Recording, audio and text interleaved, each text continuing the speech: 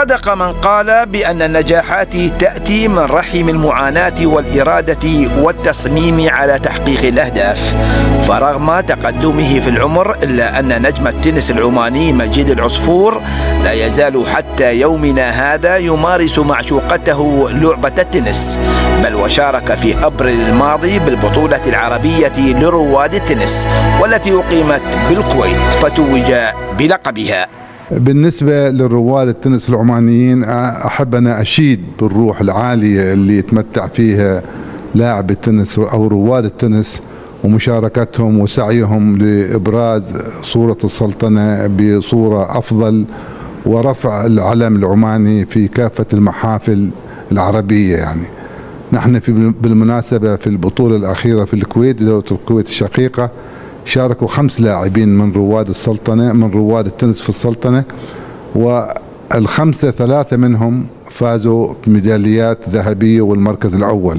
وكان العصفور في الماضي أحد أشهر الرياضيين العمانيين، وتحديدا في سبعينيات وثمانينيات القرن الماضي، وتوج بالعديد من الألقاب المحلية والخارجية.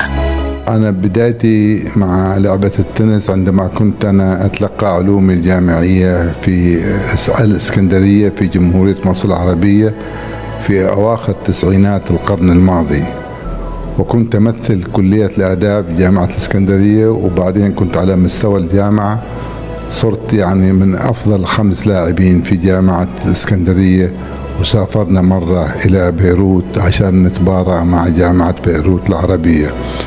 بعد ذلك حضرت إلى السلطنة في منتصف سبعينات القرن الماضي، وأسسنا يعني بذلنا جهود مع الفنادق على أساس أن هي تشجع اللعبة.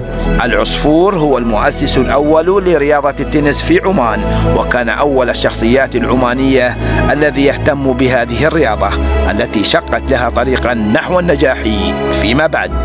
ويعتبر مجيد العصفور أول عماني يحقق الميدالية الذهبية على مستوى البطولة العربية لرواد التنس. حدث ذلك في العام 2020 وتحديدا في البطولة التي أقيمت في العاصمة العمانية مسقط.